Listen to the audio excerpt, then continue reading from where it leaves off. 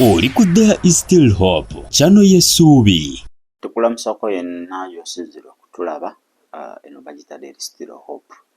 Abali ku Tish TV nammwe mwebale kubanga ate mutugoberera kama tukwebaza kubanga oli mulungi tukuwa ekitiibwa n'amatendo kituba twaniriza omwoyo omutukuvu atulungamye okuyita mu Kristo Yesu omwana akatonda omulamu tusabidde amiina era amiina ddala. Amakya amalungi olunaku luno lwa Mande ennaku z'omwezi ziri 20 omwezi ogwokuna omwaka 2020 ate mu mukaaga. Olunaku lwa leero njagala lwaka vidiyo ak'omusumba Joseph Sserwadda ng'alabula Katikkiro era ne Lwomushana omusumba wammwe ng'abaanukula ku biki bye bavuddengayo ne boogera. Njagala ojjuke nti emabegako eyo Lwomushana yakola akatambi nti omulokole alina okusabira dakika 5 oba okudda wansi bangi baamwanukula n'abaakingibwa Katikkiro wa Buganda Oweekitiibwa Charles Peter Mayiga n'agamba kituufu nga lwaki osaba nnyo Katonda lwaki mumuwogganira wabula Katonda affe wa kisa era musaasize. Kakati omusumba Joseph Sserwadda yavuddeyo n'asobola okuba nga ate ayanukula abakulu bano ababiri olw'ebyo bye boogedde n'abagamba bannaaye si mmwe abategeerera abalokole engeri gye balina okusabamu. Omulokole omuwe mutukuvu yamulungamya engeri gy'alina okusabamu si ggwe okitegeera. Kale sooka owulize Dr. Joseph Sserwadda tusobola okuba nga ate tweyongerayo. Waliwo omuntu omukulu mu ggwanga lino yagolokoka ennaku ezo ng'ayigiriza abalokole okusaba n'agamba nti balina kusaba bwe bati n'alagirira abantu bonna tebasaba kyekimu. Abantu abalala basaba bulala n'abalokole basaba bulala. Kati olw'okuba ebintu by'okusaba buli muntu tabimanyi gwe saba nga bwe baakuyigiriza abalokole mbaleke basabe nga nabo bwe twabayigiriza. Ebintu ebimu mu byewale okubyogerera mu bibaswaza muli bantu bakulu okugamba nti Katonda lwaki mumuwogganira Katonda yaziba amatu mmwe lwaki mwogera kasirise Katonda alwadde pressure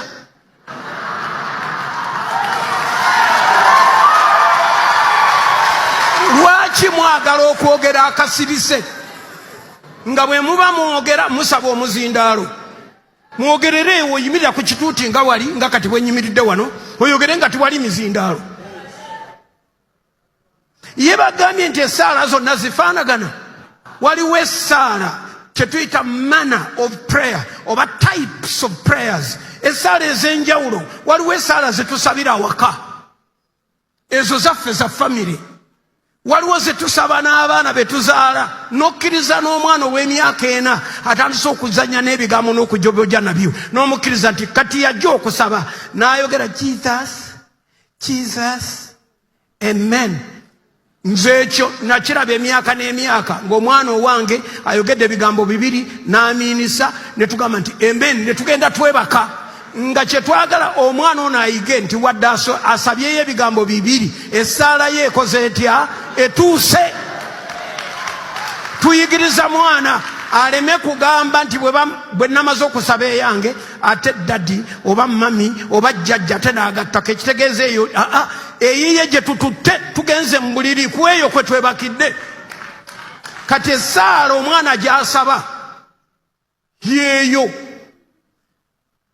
emubanga nammwe gye mukyayagala okusaba ey'ebigambo 2 musabe eyo tiwali abagaana essaala z'abaana. Naye oli bw'agamba nti ye ayagala kusaba ssaawa nnamba eri ssaawa yakusaba ssaawa ne Yesu yagamba could you not tarry with me. Yesu yali mu lusuku Getsemani n'agamba mwadde timusobola kusabako nange wadde essaawa emu. Essaala za njawulo ne bwe baba basiraamu tebayinza kusabira seconds 2 kubanga waliyo essaala ibaada nga ya raaka 2 endala ya 3 endala ya 5 eraaka ze mutamanyi ne bweba misa teriyo misa ya dakiika emu eriyo emisa teri nnyimbe eddakiika 45 besaawa ennyimbe yeyinza n'okuweza essaawa 3 ebintu bisiŋŋana katoyinza kuleeta standard mu bintu by'otomanyi abalokole temubamanyi mubaveemu ate nze mbategeeza buli eyeepankira mu balokole okubayigiriza ebintu yabigwamu abo banaatera okulokoka abo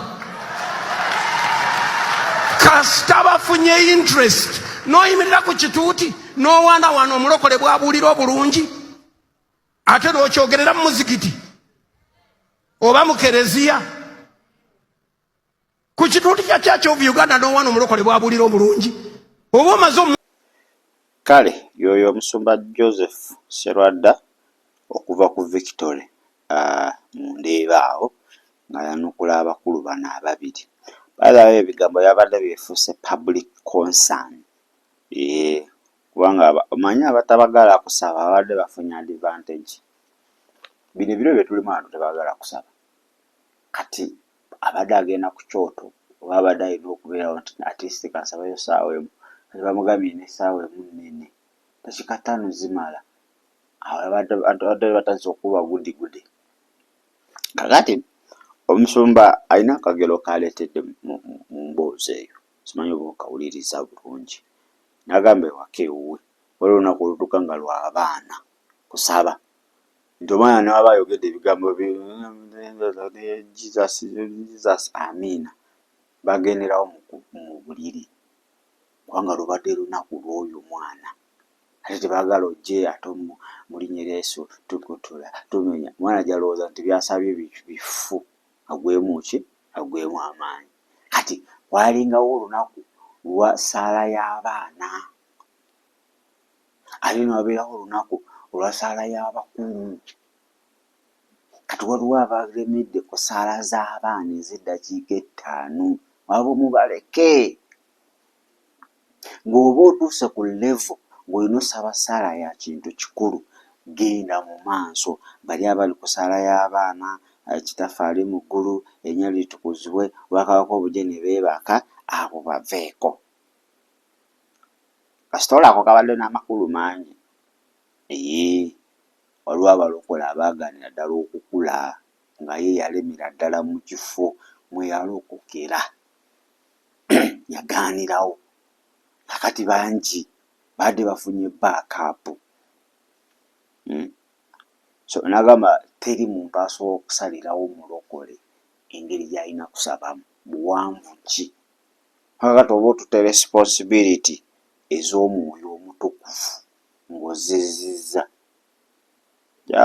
tuwulize ekyawandiikibwa kino kivudde mu Matayo 26 essuula eya 40 gye tuba tugenda speed agambye atya then he came to the disciples and found them sleeping and said to Peter, what, could you not watch with me 1 hour? Awo entero gambira abalokole nti your minimum prayer life must be 1 hour. Minimally. Esaawa emu yokka ekumala. Kati Katikkiro n'agamba Katonda oganya waaki wali nga tonnazaalibwa yali yakumanya oba tonnasaba amanyi byonna ebyetaago byo. Kati Sitaani ayagala tuvuga nga atuza mu ddiini kuba eddiini y'obeeraawo dakiika emu ate apoosa agiggyeyo bulungi n'agamba ne mu Bakatuliki waliwo we basabira essaawa 3 olwo sapula ey'essaawa 3 ne mu Basiraamu abo olw'omushana be yawaako ekizampu basabira dakiika 5 waliwo talaweehe mu biseera by'okusiiba gomanyi talaweehe esobola otandika essaawa 3 oba 2 talaweehe negenda paka ku ssaawa 5 ez'ekiro 5 ez'ekiro. Kitegeedde? So kisinziira ssaala gy'oli kusaba, kisinziira. Ate n'ekyokubiri, kisinziira enkolagana yo ne Katonda eri etya. K'oba olina enkolagana ne Katonda, waliwo ajja okugamba weebaze weebake. Kyova agambye nti waliwo olunaku nga lwa ssaala ya kito, waliwo olunaku nga lwa serious prayers. Ate nekirala kisinziira embeera gy'olimu. Bw'oba oli bulungi, bw'oli kaweweevu, tewali buzibu. Ne muganda wange abantu bali mu mbeera nga balina kukasuka buziba. Abantu bali mu mbeera gye baakoowa ng'akola nga mazima alinga akolera obwereere. Nga kino kivaawo, kino kijja, kino kati essaala ez'eddakiika 5, 5 minutes prayer cannot fight the devil who has existed almost 6,000 years. Tekisoboka. Essaala ez'eddakiika 5 nti 1, 2, 3, 4, 5 zisaanyeewo enkola z'omulabe Sitaani ezibadde mu bulamu. In fact zaatandikira ku bajjajja b'otamanyi. Ebimu ebintu ebikugwako babikunyumiza nti ne jjajjawo kyamuliko ne mamawo kyamuliko. Okitegeera? Tekisoboka. Olina okuba waliwo ebintu ebimu muganda wange ng'olina kugendera ddala buziba.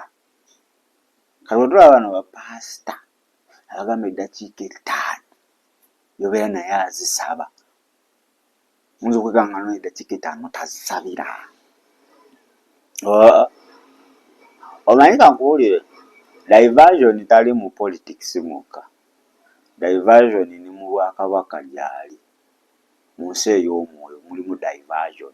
Atya aweereza Sitaani ajja kukugamba sabira ddakiika ezo, lwaki owoggana nnyo? Naye nga yalina hidden agenda. Lwaki ali kugamba ddakiika 2? Why? Ogenda kunafuwa mu nsi ey'omwoyo, enkolagana ne Katonda egenda kuddirira by'obadde osobola okuwangula oba tokyasobola biwangula. Amaanyi gobadde nago omusemo gati nti totally odroppinga. Nti ye Sitaani agenda okusindika enkola ze asange nga gwe wennyini weekozeemu ki omulimu.